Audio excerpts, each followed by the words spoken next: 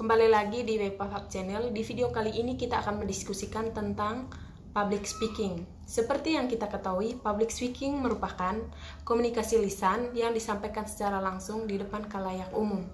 Nah, kebetulan orang yang akan saya wawancarai ini merupakan ahli di bidang public speaking. Langsung saja, menurut Anda, seberapa pentingkah public speaking itu? Oh, public speaking itu penting sekali. Public speaking itu sangat penting sekali untuk setiap pribadi loh. Karena ketika kita mampu untuk public speaking, artinya kita mampu berbicara, kita mampu untuk memberikan informasi yang jelas kepada khalayak umum. Yes. Karena ketika kita tidak mampu untuk public speaking, secara otomatis kita semacam istilah dalam pasaran itu semacam tidak mampu untuk menjelaskan sesuatu kepada orang yang belum memahami tentang sesuatu itu. Oke. Itu manfaat memberikan informasi. Kira-kira tips Anda untuk menguasai public speaking itu bagaimana? Baik ya, kalau saya kemarin tips kan saya juga sering terlibat dalam lomba-lomba. Kebetulan kemarin kan ada postingan saya di Facebook ya tentang pidato itu. Jadi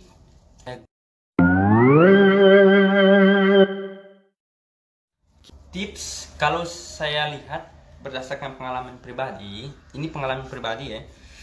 Itu yang pertama tuh rasa percaya diri. Yes, satu, percaya diri. Nah, Oke. Percaya diri merupakan langkah awal seseorang bagaimana berkomunikasi dengan baik. Ya. Bagaimana dia melakukan segala sesuatu aktivitasnya dengan baik. Ya. Diawali dengan rasa percaya diri. Optimis. Ya. Itu yang paling penting. Oke. Kedua? Yang kedua, yang paling penting tuh ya, sesuai pengalaman saya itu persiapan materi dengan baik. Persiapkan materi. Oke. Persiapkan materi dengan baik itu memberikan isyarat kepada kita seorang yang sedang melakukan public speaking. Artinya kita mampu untuk menguasai materi dan memberikan informasi kepada khalayak umum atau siapa yang mendengar kita punya pembicaraan. 3, 2, 1. Secara benar. Ya. Ya, oke. Secara benar dan sesuai dengan referensi dan sesuai pula dengan kajian-kajian yang teman-teman pelajar atau khalayak umum pelajari. Jadi jelas terarah dia, persiapan materi dengan baik, matang. Belajar dulu yang paling penting. Yang ketiga kira-kira? Yang ketiga, kalau kita sudah mempersiapkan diri, yang paling penting itu adalah ketika kita mampu untuk di depan panggung ya. Di depan panggung tuh kita tarik nafas dulu pelan-pelan sebelum kita berbicara. Tarik nafas pelan-pelan, atur nafas. Karena dengan atur nafas itu kita menghilangkan rasa gugup. Karena biasanya saya sampai yang sekarang kalau sudah di depan panggung rasanya gugup sekali, terus keringat halus, demam panggung, takut gitu. Jadi untuk itu tarik nafas itu hal yang paling penting dalam mengontrol pikiran kita dan apa yang perlu kita bicarakan. Yes. Yang berikut saya jaga kontak mata saya dengan audiens.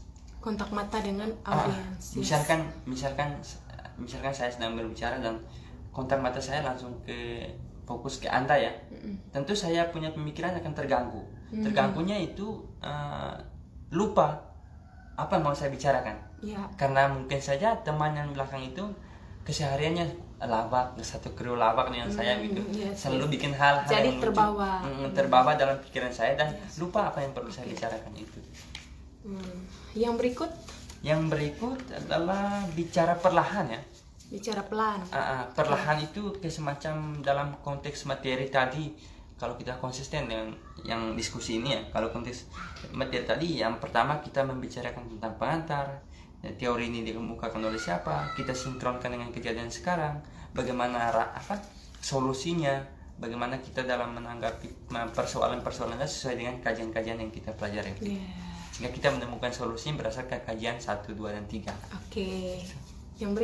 Yang berikut fokus memberi bukan meminta. Artinya di sini bahwa kita dalam konsep public speaking kita harus mampu untuk memberikan informasi yang benar. Syarat memberikan informasi yang benar, syarat yang saya alami itu yang pertama sesuaikan hati dan pikiran kita. Ketika kita sudah selaras antara hati dan pikiran kita, secara otomatis apa yang kita bicarakan tidak memiliki beban moral sama sekali pun. Artinya kita tidak membicarakan tentang kepentingan apa yang kita bicarakan, tetapi dalam konteks untuk keseharian kita, artinya kita melihat bahwa segala sesuatu tuh secara realistis, benar-benar salah-salah. Iya. Itu konsep yang saya alami sekarang. Kalau saya mengatakan sesuatu itu benar-benar salah-salah, Iya. artinya di sini kita memberikan informasi yang betul-betul memang sesuai dengan realita yang ada.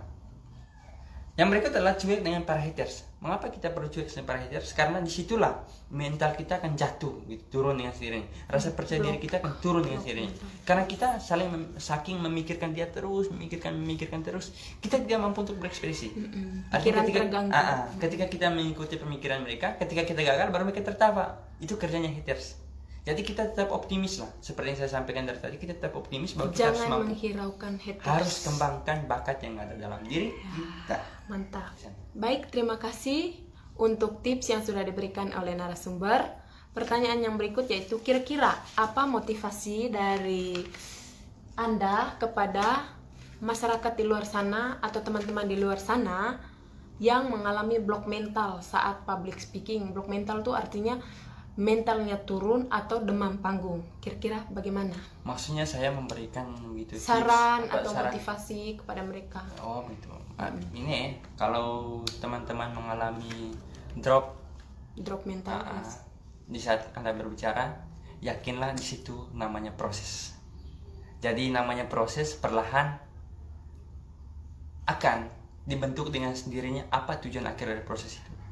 Ketika Anda proses dalam public speaking, tentu hal yang pertama teman-teman rasakan seperti yang saya bicarakan adalah keringat halus, drop mental. Tetapi jadi itu Anda pernah mengalami? ya, saya pernah mengalami itu dan saya terus berlatih ya. Bagaimana saya berbicara, menampilkan sebagai pembicara yang baik gitu. Walaupun sekarang juga kan kalau kita menjelaskan seperti kan di atas langit kan masih ada langit. Ya. Artinya masih ada senior yang lebih berpengalaman lagi soal public speaking gitu. Artinya bagi teman-teman jangan takut untuk mencoba. Ya, jangan takut untuk mencoba, itu hal yang paling penting. Pernahkah Anda mengalami blok mental atau rasa takut ketika public speaking sampai tidak bisa berbicara atau gagap? Saya Anda kalaupun pernah konteks mengalami public pengalaman? speaking saya jarang Jarang mengalami hal yang seperti itu. karena saya konsep public speaking yang saya alami itu sering mengikuti lomba-lomba yang baik di fakultas, Yes. terus yang di luar begitu. Saya sering mengikuti lomba dan puji Tuhan saya masuk dalam 5 besar untuk sebagai juara. Juara ya, peringkat. Kan ada, kalau follow saya punya Facebook yang benchmark kan ada di situ postingannya jelas. Oke, pengalaman Anda atau pertama kali Anda berbicara di depan umum atau public speaking itu umur berapa? Saya untuk public speaking ya, dulu kan saya masih SD kan saya tidak tahu untuk public speaking bagaimana. Ya. Kalau saya dulu sebelum saya memahami tentang public speaking, saya sama ayah saya tuh sampai didikannya luar biasa. Itu sejak umur jadi didikan dari ayah. 5 tahun, 6 tahun sebelum masuk SD, saya sudah dilatih bagaimana berbicara gitu. Berbicara yang baik. Berbicara yang baik. Pola komunikasi itu yang ayah selalu memberikan motivasi pada saya untuk saya bisa menjadi pribadi yang baik dalam berkomunikasi kepada siapapun. Gitu. Oke, terima kasih untuk Sama-sama. berbagai cerita ngobrol santai bersama Bepafab Channel. Nah, jangan lupa like, subscribe, and share yang sebanyak-banyaknya, dan juga jangan lupa nyalakan lonceng sehingga Anda bisa mengikuti terus video dari kami. Bye.